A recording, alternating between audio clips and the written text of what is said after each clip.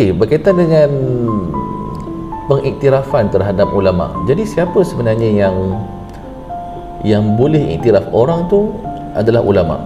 Adakah macam kita ataupun macam orang awam ataupun tak boleh?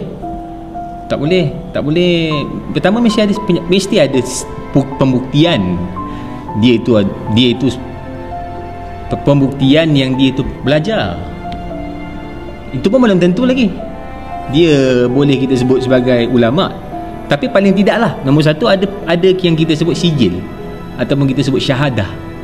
Maknanya Ustaz Musa berpandangan seorang ulama dia mesti ada sijil. Mesti ada sijil sebagai saksi dia mengaji. Tak mesti sijil tu sijil yang diiktiraf oleh MQA ke apa tu, tak penting.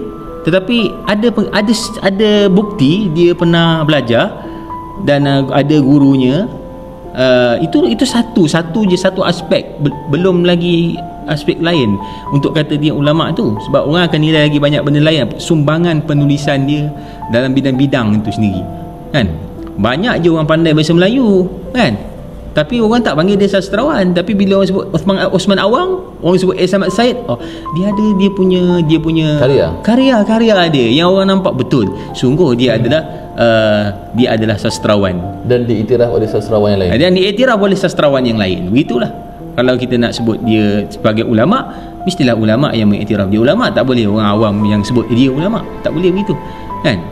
Jadi sebab itu bila kita nak sebut seorang itu ulama, latar belakang pengajian itu perlu ada lah. Maksudnya ada pengiktirafan daripada institusi pengajian.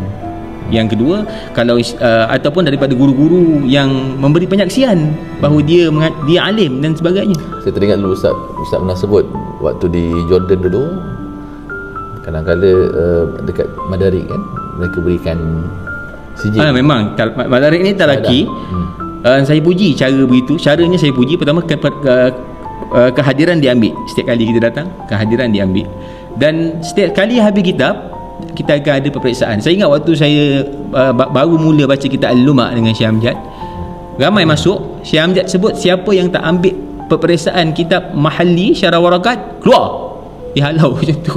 Dia suruh keluar kan. Maksudnya kau tak ambil periksa, tak boleh masuk untuk mengaji usul fiqh, kitab yang lebih tinggi lah, maksudnya begitu kan. Bahkan sijil yang kami belajar tu kat Madarik tu kan, baru setakat dah baca Mahli, Muqaddimah Hadramiyah, itu bukan lagi untuk jadi ulama. Siap dia tulis lagi sijil ni sebagai tanda dia ambil periksa dan hadir kuliah. Itu je, bukan untuk dia mengajar dan beri fatwa. Dia tulis kat sijil tu macam tu kan.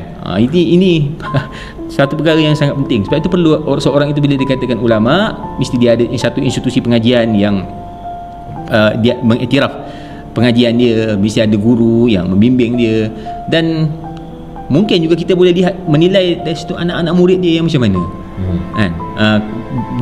Dia sendiri melahirkan ilmuwan. Ada saja ulama-ulama yang dia belajar secara tradisi, macam Syekh Syuaib Al-Arnaud, dia belajar secara tradisi kan.